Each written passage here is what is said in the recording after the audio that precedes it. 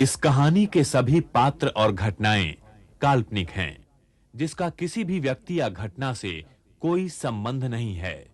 यदि किसी घटना के साथ इसकी समानता होती है, तो इसे मात्र एक संयोग कहा जाएगा।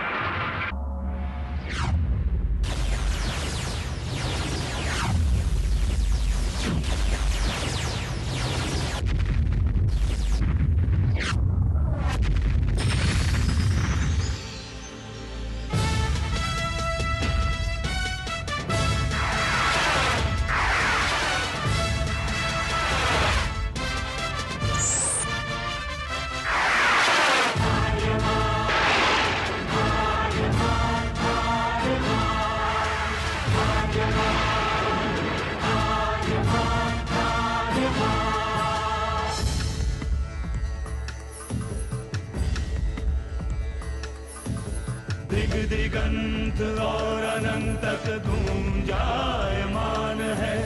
ब्रह्मनाद है विधि का वो अटल विधान है। धर्म की अधर्म पर विजय का वो प्रमाण है। जायमान है वो अटल विधान है। विजय का वो प्रमाण है। ब्रह्मांड का महान योद्धा आर्यमान है।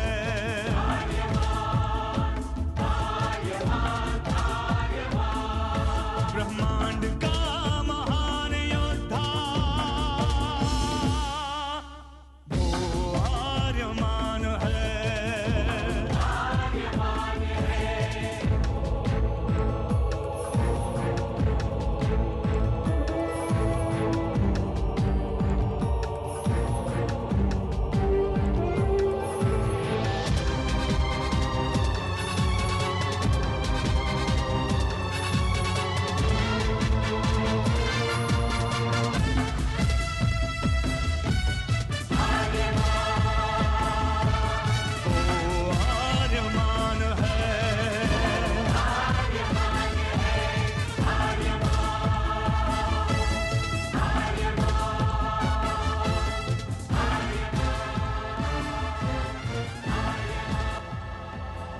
अनंत असीम ब्रह्मांड, अद्भुत, विशाल, विराट, जहां असंख्य आकाश गंगाएं प्रतिक्षण बनती रहती हैं, मिटती रहती हैं।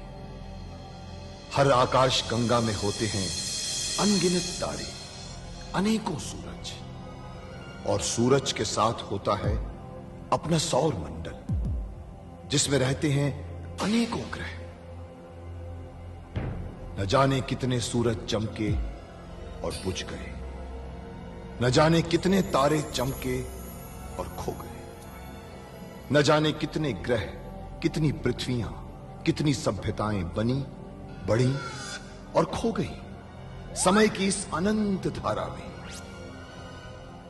इन्हीं अनजानी परंतु अमर गाथाओं में से एक है महागाथा ब्रह्मांड के योद्धा आर्यमान की। बहुत समय पहले पृथ्वी से लाखों प्रकाश वर्ष दूर आर्याना आकाश गंगा में एक ग्रह था, थार।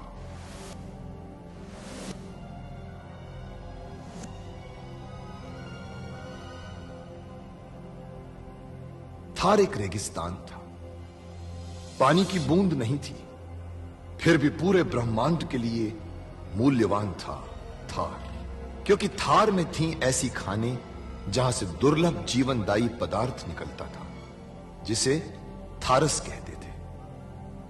यह किसी भी ग्रह की जहरीली से जहरीली हवा को भी रासायनिक प्रक्रिया से प्राणवायु बना देता था, जीने के लायक बना देता था। कहावत थी, थारस जिसके वश में, पूरी आकाश गंगा उसके वश में। आर्याना आकाश गंगा की संरक्षक संस्था ओमियान के नियमों के अनुसार थारस को कोई भी व्यक्ति अपने वश में नहीं कर सकता था। यहां तक कि थार ग्रह का राजा जारांत भी नहीं। राजा होते हुए भी जारांत अपना राज्य गणतंत्र प्रणाली से चलाता था। खानों से निकलने वाले थारस का 25% भाग ही थार ग्रह के हिस्से में आता था। बाकी का हिस्सा ओसेक अंतरिक्ष संगठन में चला जाता था। ओसेक आरियाना आकाश गंगा के व्यापारियों का संगठन था और जिसका संचालन अंतरिक्ष में बनाए गए एक कृत्रिम ग्रह ओसेक से होता था।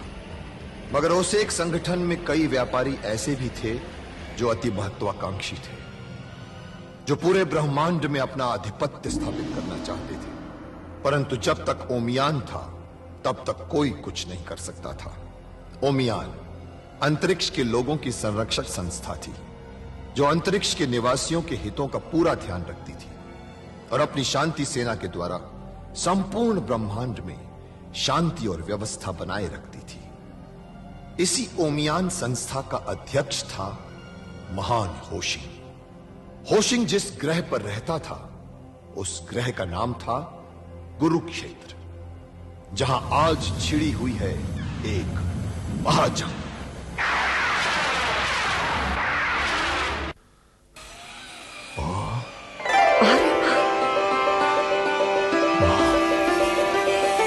महाराज, मुझे पता ही नहीं था कि मेरा सपना इतना बड़ा हो गया। ये क्या कह रही हो तुम? हाँ महाराज, ये हमारा आर्यमान है। तुम सच कह रही हो? ये हमारा आर्यमान है? हाँ महाराज, हमारा आर्यमान है ये। आर्यमान? क्या हो रहा है इधर?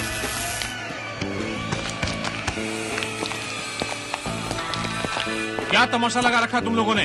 तमाशा नहीं जमादार साहब, एक बड़ी चट्टान ऊपर से गिर पड़ी। वो तो भला हो इस नौजवान का, नहीं तो ये बेचारी इसके नीचे दब कर मर जाती। अच्छा होता जो ये बुढ़िया मर जाती, वैसे भी ये किसी काम की नहीं है। चलो अपना काम करो।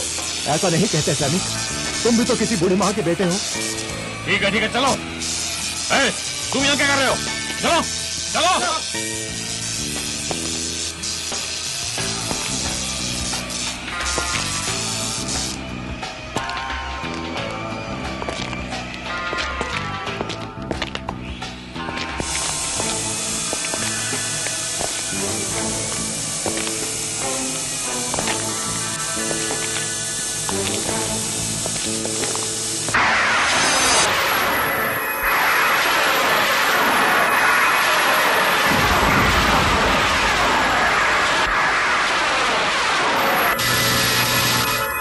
महासामंत नारक की जय हो। क्या समाचार लेके आए हो थार से पूर्वक? समाचार कुछ अच्छे नहीं है। तुम जानते हो पूर्वक, हमें बुरा समाचार सुनने की पहले आदत है। थार में थार की खानों के पास जो मानव भक्षी इलाका है, हाँ तो उस इलाके में आर्यमान को देखा गया है। तो क्या उसे मानव भक्षियों ने खा डाला? तो इसमें बुरा क्या है पूर्वक? नहीं महासामंत नारक, समाचार बिल्कुल इसके उलट है। हमारे सैनिकों ने आर्यमान पर हमला किया, लेकिन आर्यमान हमारे सैनिकों से कहीं ज्यादा तेज निकला। हमारे सैनिक आर्यमान के सामने ठहर नहीं पाए। तो फिर आर्यमान कहाँ है? खबर मिली है कि आर्यमान बिजली की तरह आया और बिजली की तरह गायब भी हो गया। तो यामा कहाँ है कुर्बक? हमने उसे आर्यमान को खत्म करने के लिए भेजा था। उसके बारे में हमें कोई सूचना नहीं मिली। महासामंत नारक को यामा का प्रणाम।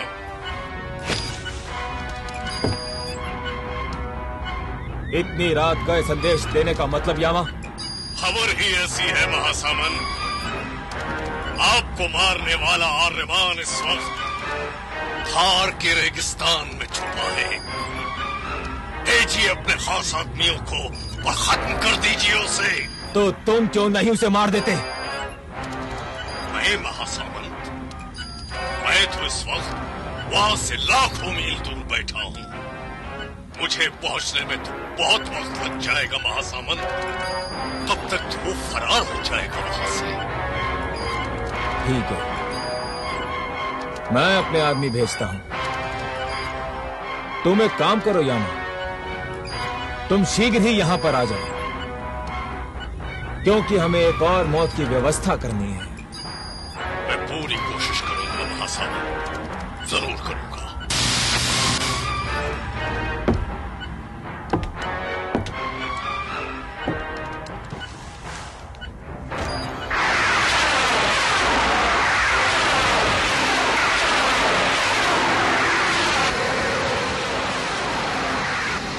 तुम्हारा और हमारा साथ बस इतना ही था यामा।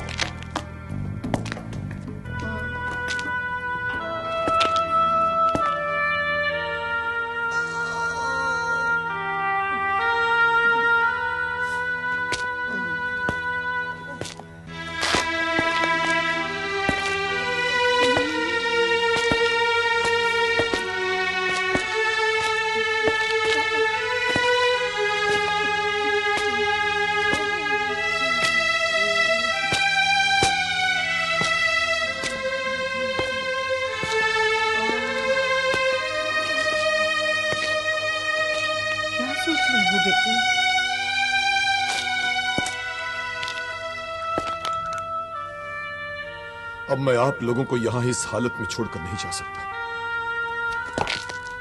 तुम्हें जाना ही होगा बेटा। तुम्हें होशिन की बात मान लेनी चाहिए थी। हाँ बेटा, महान होशिन ठीक कहते हैं। थार की मुक्ति में ही मेरी मुक्ति है। तुम्हारा पहला कर्तव्य थार और आर्याना की मुक्ति है।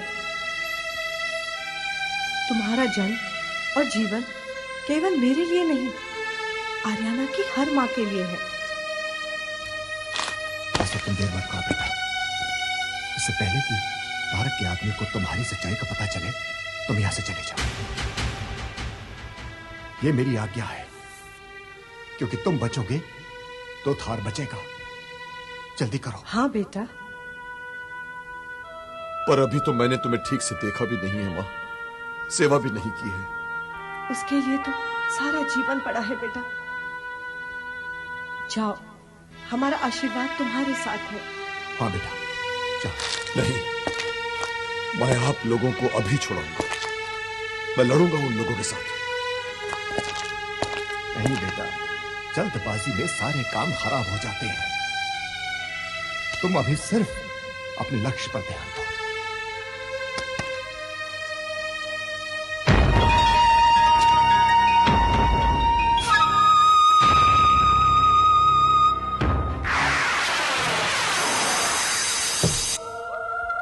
हमारे लिए ये जानना बहुत जरूरी है कि यदि आर्यमान जीवित है तो वो खाए। वो कहीं भी हो महारानी, नारक के आदमी उसे खत्म कर ही देंगे। कहीं ऐसा तो नहीं कि आर्यमान सबकी आंखों में धूल झोंककर थार आ रहा हो। महारानी, वो थार तक तो पहुंच ही नहीं सकता।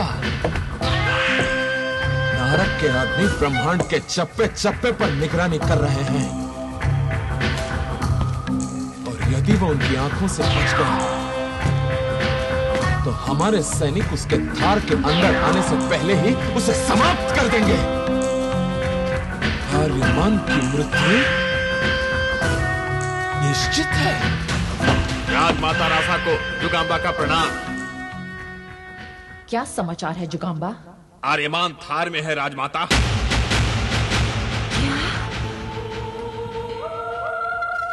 क्या बात करते हो जुगाम्बा? आर्यमान थार में प्रवेश कैसे कर सकता है? थार की सीमाओं के चप्पे चप्पे पर हमारे सैनिक तैनात हैं। यहाँ आदमी तो आदमी, छोटा सा परिंदा तक घुस नहीं सकता, तो फिर आर्यमान कैसे आ सकता है? तुम्हें जरूर कोई गलत सूचना मिली है। क्षमा करें राजपुरोहित सुक्रांत, मैंने आर्यमान को अपनी आंखों से थारस की खानों पर देखा है, और वो महाराज जारान और अपनी माता रासा से भी मिल चुका है। क्या? शुक्रांत, इससे पहले कि आर्यमान कोई हंगामा खड़ा करे, उसे गिरफ्तार कर लो या मार दो उसे। जैसे आज्ञा महारानी। चलो जुगाम्बा।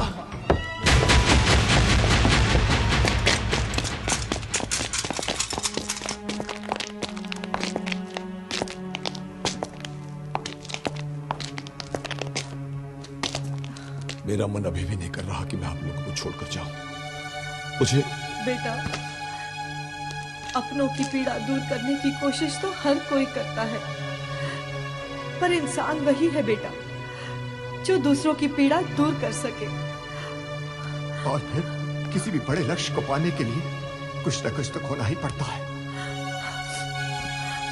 ठीक है, जैसी आप लोगों की आज्ञा। सत्य का कवच तेरे साथ।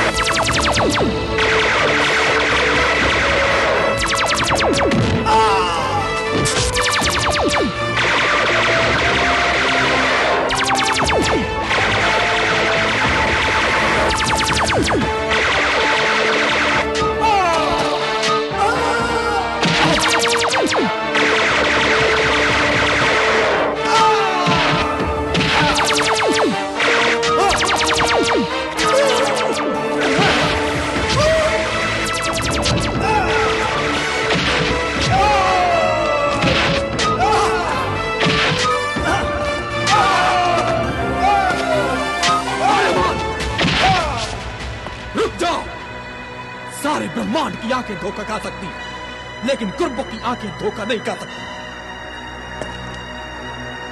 चुपचाप तलवार नीचे फेंक दो, नहीं तो अभी इसी समय तुम्हारी आंखों के सामने तुम्हारे माता पिता को मृत्यु की गोद में सुला दूंगा।